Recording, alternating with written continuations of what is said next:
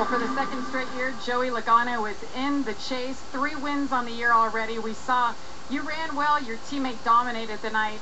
What are we going to look forward to seeing from you two as the chase approaches? Hopefully, what we've been doing. I thought they're winning races and running up in the top 5, and we had a hard-fought night tonight. We didn't quite run as good as we wanted to. Didn't run as good as our teammate, that's for sure. Congratulations to them. But our Shell Penzo Ford was just okay, but we wore the tires out really quick, and both front and rear. So it was just struggle trying to keep them on it, and trying to figure out how hard I can drive it to how easy I should to make sure I had something at the end. But overall, we're happy to be in the chase. I feel like we're definitely one of the cars that can do it this year. I feel a lot more confident going into it this year than I did last year, and my team can do this. Where I think we're all fired up and ready to go here. And we've had the last few months to prepare for it and get ready for this next week coming up. So we're ready. So tell me what you learned last year, being a rookie, that'll help you this time in the chase. Well, I don't know if anything that's going to apply because the whole system's changed now. So basically, our plan is to do what we've been doing. We've been very consistent, run up in the top 5, like I said, every week, and in contention to win. If we do that the next 10 races, we're going to get ourselves to Homestead, and then we're going to have a hell of a race from there. But, right now we got to just stay focused, do what we're due. Don't get spun out about, the pressure kicking in or anything like that, which I know my team's good at. And we'll just keep our heads down and, maybe shut off the TVs and do our jobs. And that's what, don't let other people influence what we're going to do. And we'll just, like I said, do what we do. All right, Joey Logano will be one of the top seeds going into Chicago. This will be the 8th chase appearance for Denny Hamlin. What do you feel is the strength of your team going in? Pit crew be our strength right now. Yeah, we've seen that lately. We've got a lot of pieces of the puzzle put together for a championship run. As important as track position is nowadays, you got to have great pit stops, and we feel like we got that part licked. It's just you got to have faster cars. You got to qualify better. There's a lot of things that go into a championship run, and we're missing a couple of them very important pieces, and that's speed.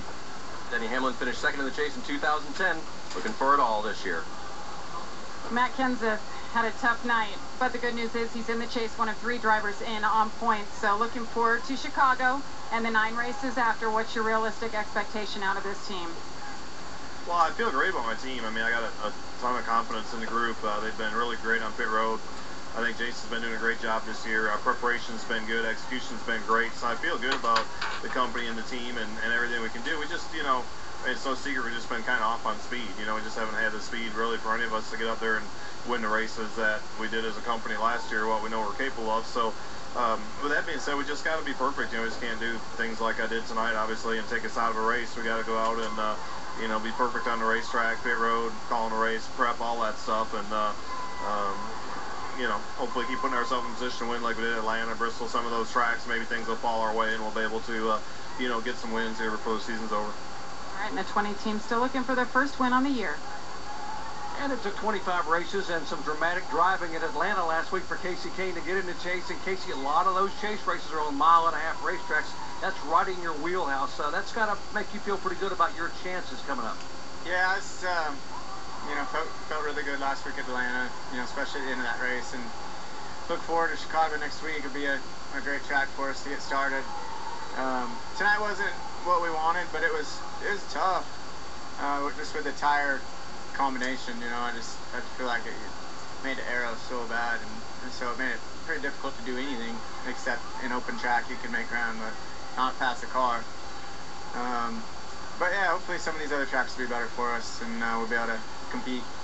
Casey Kane looking forward to the 1.5 miles, and all starts with Chicagoland next week. Alan?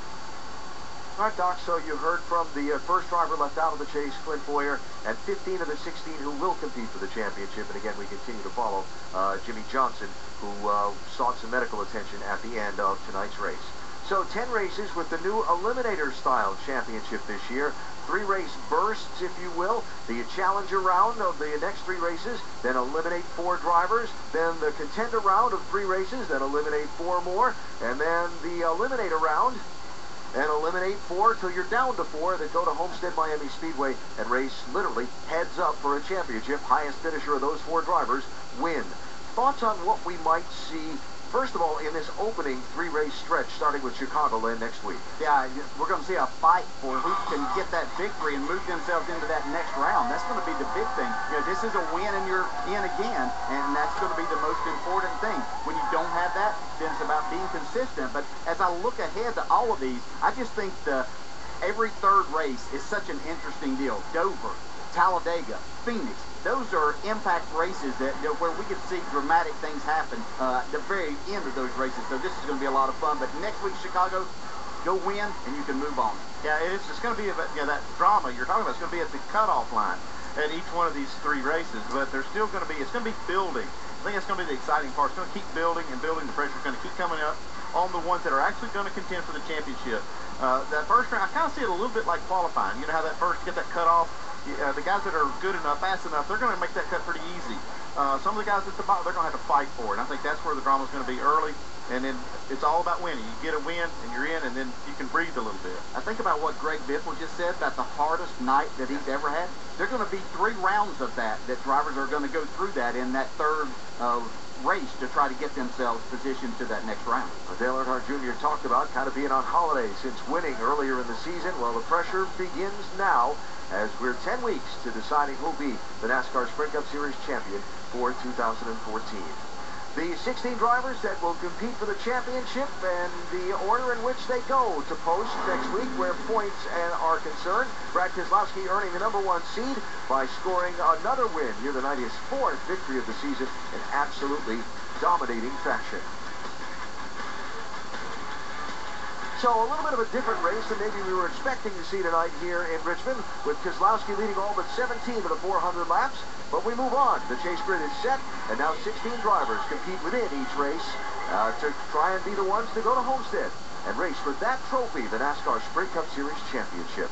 Next weekend, we're on ESPN2 Saturday with the NASCAR Nationwide Series race, and on ESPN 1 week from tomorrow with round 1 in the chase for the NASCAR Sprint Cup.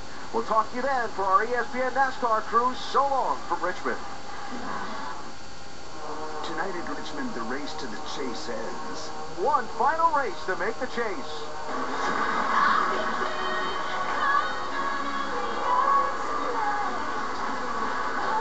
Brad Keselowski leading all but 17 of the laps so far.